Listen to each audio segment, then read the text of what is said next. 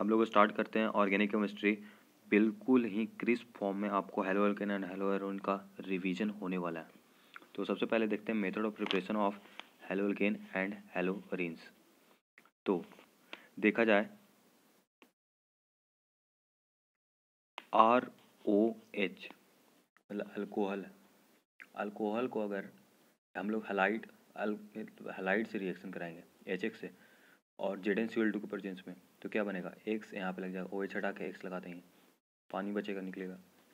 या फिर हम लोग इसको अल्कोहल को NaBr H2SO4 के साथ करेंगे तो भी Br लगेगा, PX3 के साथ करेंगे तो RX बनेगा। यहाँ पे देख रहे हैं सब में हेलो अल्केन बन रहा है, यहाँ पे सारा में हेलो अल्केन बना, बट इसका साइड प्रोडक्ट भी हम लोग के लिए इंपॉर्टेंट है। जैसे कि यहाँ पे HX के साथ हम लोग किए तो यहाँ पे पानी निकला, यहाँ पे NaHSO4 निकल रहा है H2SO4 के साथ कर रहा है तो यहाँ पे H3PO3 निकल रहा है। इसका याद करने का तरीका है कि PX3 X3 यहाँ 3 तो ये हो गया। PCl5 के साथ POCl5 निकलता है। ये इंपॉर्टेंट क्वेश्चन है जो कि आते रहते हैं। अब देखते हैं कि अल्कोहल से हम लोग रेड P मतलब रेड फॉस्फोरस और मतलब ये हेलोजन है वो RX बनाता है। ROH बेस्ट मेथड है प्रिपरेशन का हेलो एल्केन का। SOCl2 जब हम लोग डालते हैं तो ये बनता है, SO2 साइड प्रोडक्ट बनता है, इंपॉर्टेंट है। और HCl मतलब मीडियम एसिडिक हो जाता है जब इससे रिएक्शन कराते हैं। तो ये हो गया हमारा मेथड ऑफ प्रिपरेशन ख़त्म।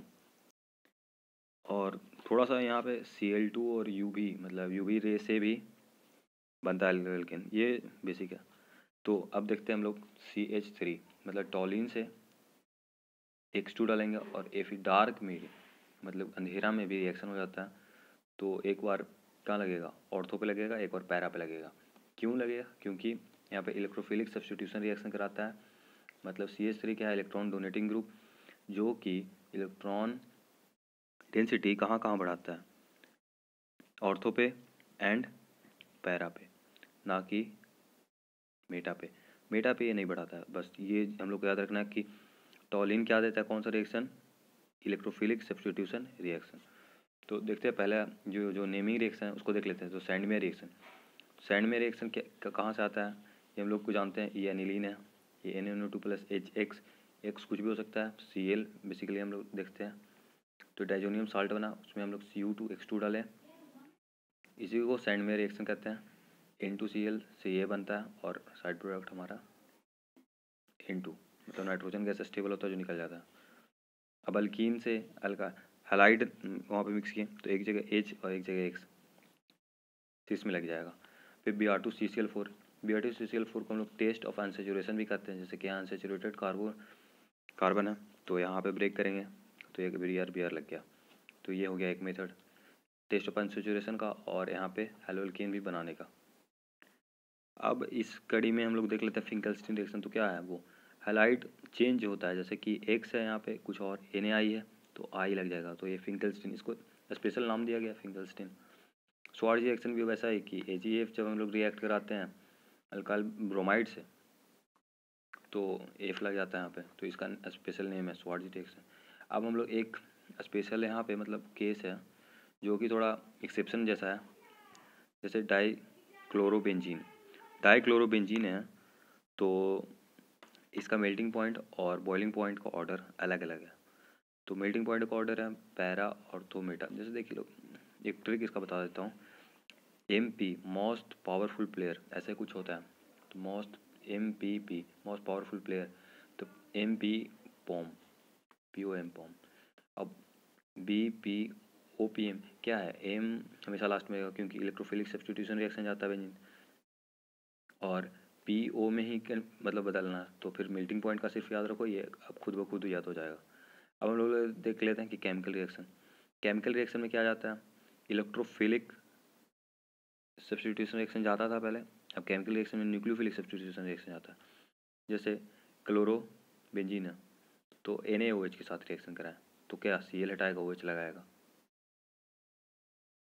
और फिर यहाँ पे देखो NO2 लगा हुआ है तो NO2 के साथ कुछ नहीं करेगा, ये NaOH है जो Cl को ही हटाएगा।